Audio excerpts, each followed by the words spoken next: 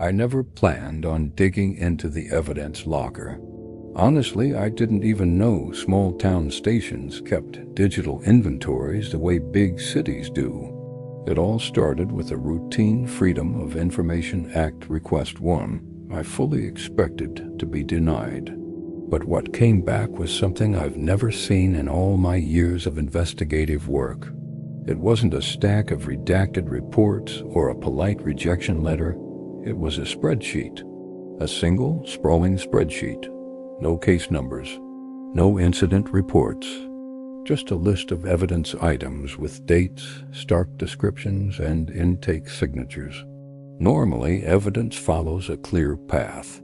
A crime is reported, an investigation begins, and items are collected and logged. One follows the other.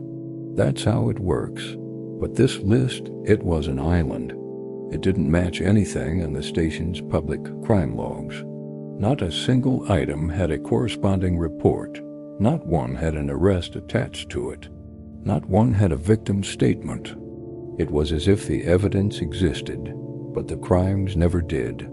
The first item on the list was labeled Gold Bracelet Blood Present. The intake date was May 14, 2003. The second, Wallet No ID Contents Removed. The third, Cell phone damaged, recovered near riverbank. The descriptions went on like that for pages and pages. Clothing, jewelry, personal effects. These were the things people carry every day, the things they only lose when something terrible happens. What really bothered me, what kept me up at night, was the sheer number of them. Hundreds of items, each logged with meticulous care, each stored in an evidence locker that should have been half empty in a town this small. This wasn't just a few anomalies. It was a library of lost things. My first thought was that it had to be a clerical mistake. Maybe they'd imported old case files incorrectly or consolidated storage from neighboring towns. That would explain the volume, but then I looked closer at the intake signatures. They were all from the same officer, the same looping handwriting, the same distinct style. And the timestamp patterns were strange. Sometimes entries were logged just minutes apart, as if multiple pieces were being collected back to back from a single horrific event that was never recorded. When I looked up the officer, I hit a dead end. No photo, no biography, no retirement announcement. Just a single line on an old staffing roster, M.R. Daly, Evidence Technician. I searched for an M.R. Daly online.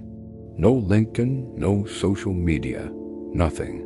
It was like the man never existed outside the walls of that building. He was a ghost on the payroll, his only legacy a signature on hundreds of phantom evidence logs.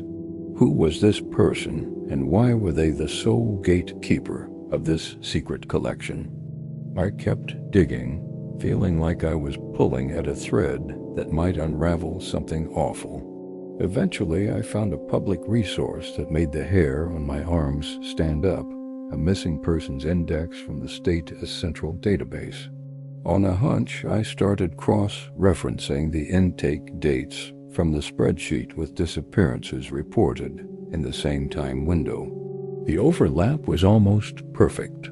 Every piece of unreported evidence corresponded to a missing person. Every bracelet, every phone, every jacket, and every necklace seemed to belong to someone who had vanished without a trace. And here's the chilling part.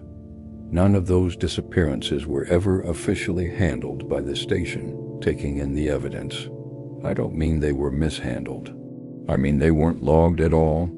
It was as if this town, this one specific police station, had decided that missing people weren't crimes worth recording. They were just gone, and their last possessions were quietly absorbed into this silent locker. Desperate for a human source, I tracked down a former dispatcher who'd worked there years ago.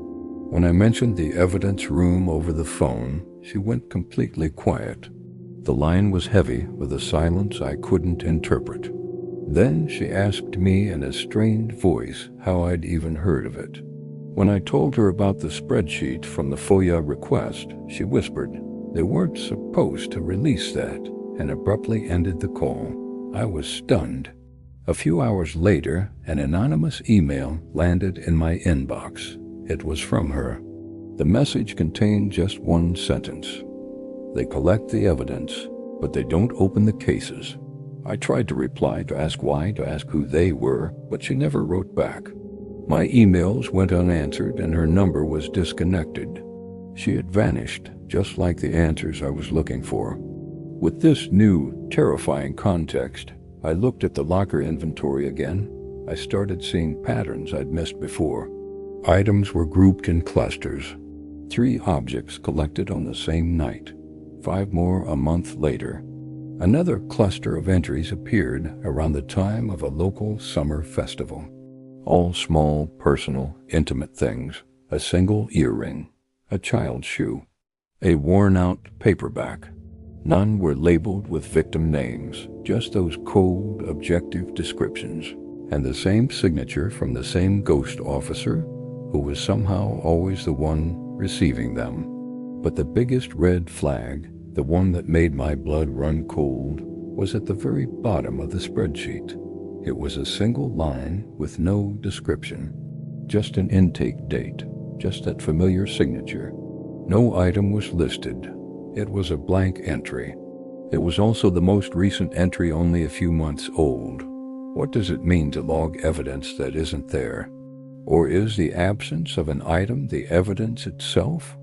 I submitted a second FOIA request, this time asking specifically for any and all reports corresponding to the intake dates on the spreadsheet.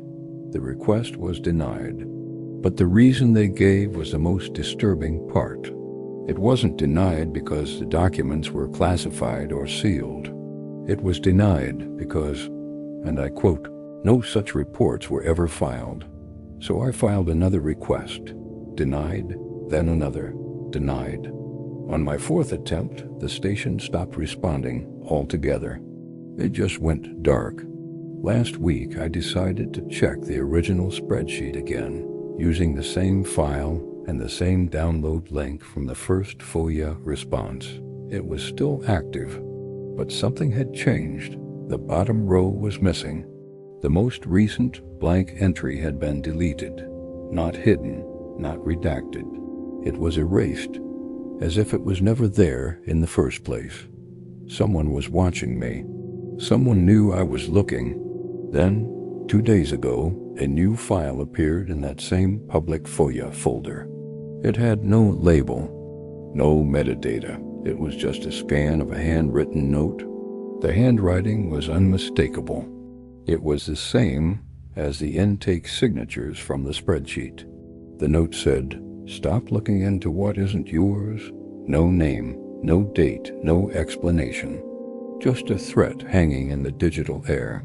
But there was one last thing, scrawled at the bottom in what looked like a panicked rush. "You don't want to know who brings the evidence in. I don't know how many missing people that locker represents. I don't know why every piece of their final moments was quietly stored instead of investigated. I don't know who M.R. Daly was or why his signature is the only one on hundreds of entries spanning decades.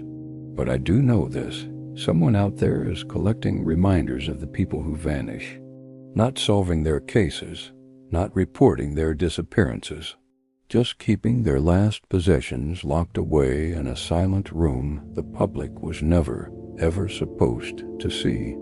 And whoever is bringing those items in, they're still active, and they know I'm watching. Thanks for listening. If you find stories like this as compelling as I do, consider subscribing for more. Stay safe out there.